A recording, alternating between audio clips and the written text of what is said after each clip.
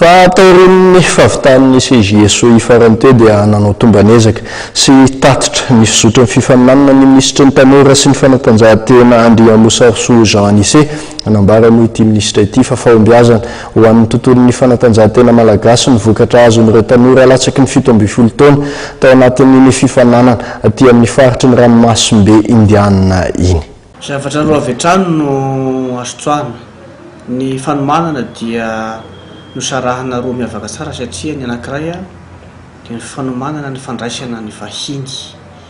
Ao anatin'izay fandraisana vahiny zay dia be ireo pisipisony zavatra izay tsy maintsy no ezahana narindra tsara, ny lamina tsara mba tena hatomombana an'izay fandraisana izay. Lafy ny fitaterana, lafy ny fitandrovana ny fahasalaman'ireo vahiny rehetrarehetra zao na ny mpizaiky na ny mpilalao zany na ireo mpanaradian'ireo mpilalao ireo. Eo ihany koa ny lafy ny fampisakafoanana, ny lafy ny maro samihafa izay manodidina ao anatin'izay, ny toerana ilalaovana, ny toerana rehetra izay ahafahana mampandroso sy atao hoe manatanteraka antsaka sy andavany ireo programme asa voalamina rehetra tao anatin'izay zavatra izay. Ny fandraisana amin'ny resaka visa, fikarakarana, ny fampodiana sy ny fafana be dia lo pisony zavatra izay ataontsika hoe voafehitsika malagasy rehetrarehetra izay tao anatin'ny fandraisana an'ity lalao CJSO ity ka hitondrako fisaorana be dia be an'ireo izay niara-niasa rehetra ka nahatotosa an'izay zavatra izay. Eto moa dia misy hosinganiko manokana ihany ao anatin'izany ny Telma, ny DHL, ny Star amin'ny alalan'ny Oviva Caprice, eo ihany koa ny Madapro sy ny Gastronomie Pizza. Maro be ireo partenaire izay tsy voatanisa fa ireo anankidimy ireo moa zany no nisinganina satria noverina fa atao anisany tena nanampy be dia be ary nanamora ny fanatanterahana sy ny fikarakarana an'ireo zavatra izay voalazako teo ireo ka dia isaorana manokana azy ireo zany. Ny lafiny faharoa dia ny fikarakarana an'ireo atletatsika satria ninino fandraisana ataontsika eto, ninino fanomanana sy fikarakarana an'ireo atleta vahiny dia tokony tsy atao ambany zavatra kosa ny fanomanana sy ny fikarakarana an'ireo atletatsika malagasy. Ny raha tsika nahita ny vokatra isika malagasy no nanana ny ataontsika vokatra tsara indrindra tamin'ny lalaon'ny CJSO iny satria raha natotaly dia medaly 5 no azontsika ary mitsinjara toy izao 12 médaille d'or, 4 médaille d'argent ary 5 médaille de bronze. Ireo rehetra ireo dia milaza sy manambara fa niezaka ny tanoratsika nanatanteraka ny lamina sy ny paika izay napetraky nireo tompona andraikitsara teknika isaky ny taranja 5 izay nandraisana anjara tao anatin'ity lalaon'ny nosy ho an'ny tanora ity. Izany rehetrarehetra zany no mifameno, nanao ny asany tany amin'ny teknisianina fikarakarana ny tanoratsika, nanao ny asany ihany koa ireo tanora nanaraka ny baiko sy ny lamina napetraky ny mpanazatra isan-karazany ary dia izay no nazahona ny vokatra. Raha fehezina zany dia tsotra ihany nateo azy ny ataontsika hoe vokatra izay atao hoe ministère no mikarakara sy nandrindra mivantana azy miaraka tamin'ireo comité d'organisation des jeux izay manana ny taleny manokana hoe isaorana manokana eto ry zareo dia izay fikambanana izay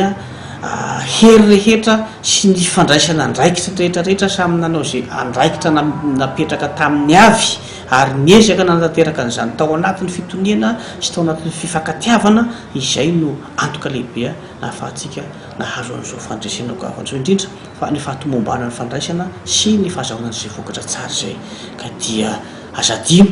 fa mbola napetraka amintsika indray zany zao ny fitantanana mandritry ny 2 taona ho avy indray an'ity commissionna ny tanora sy ny fanatanjahantena aty amin'ny ranomasimbe indiana aty mbola fahatokisona lehibe. Mbola tsy nanomboka akory ny jeu, mbola tany amin'ny février ministre dia efa napetraka tamintsika izany rehetra zany ary dia niporofoitsika fa mahavita tokoa isika rehefa hanao zavatra ao anomboka itsi-pony.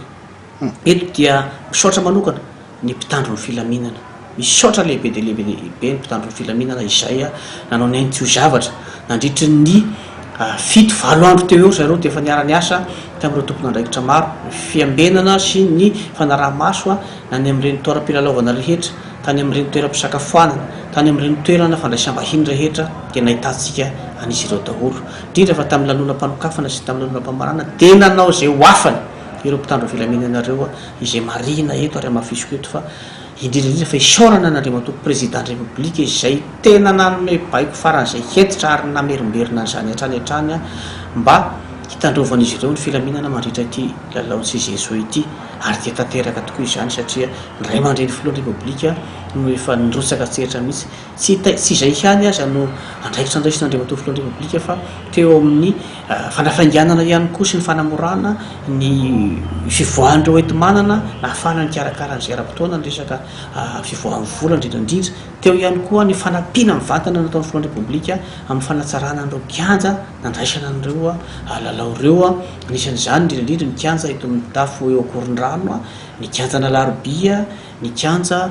mitafo ny mamasina dia nasiana an'izay fanatsarana izay daholo ka dia iveriko fa ireo rehetra ireo dia asantsika malagasy daholo izay atao miara miray hina miara-mentana ka izay no antoka lehibe nahitana an'izany vokatra zany dia mbola manatitra ny fisaorana sy ny fankatelemana hoan'ireo rehetra izay niarany salahy ny totona fotsy na androna masaka aniny lalaony sy jesoa iny afaka efa taon'andriamantoa misitra raha ny taona amin'ireny ankizy ireny dia azo antoka fa ireny zany mety hiantoka ny lalaon'ny nosy amin'ny taona 2024 ina ny politika apetraky ny ministera ahafahana manara-maso amin'ireny ankizy ireny ahafahantsika mitazona n'izay vokatra azo teto Madagasikara zay eno dia hitodika manokana ny ao amin'ny sport étude fantatritsika tsara fa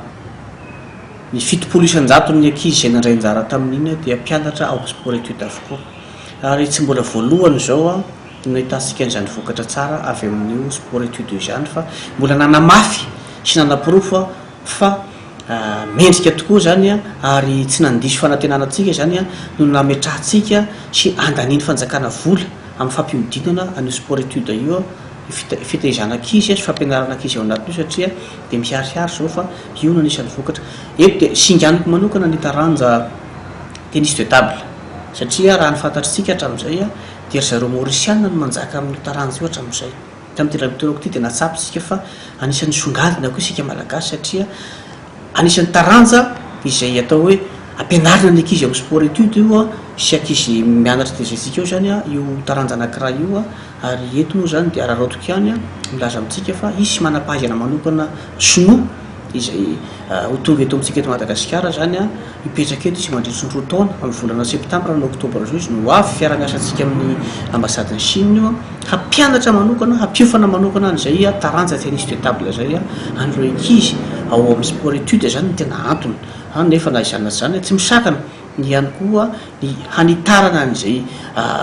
fampianarana an'izay fahaiza-manao amin'ny tennis de table zay any amin'ny faritra hafa any amin'ireny école de sport reny raha ohatra ka efa misy vonana amin'izany any amin'ireny faritra reny ka teto zany dia saky no milaza aminareo fa vokatra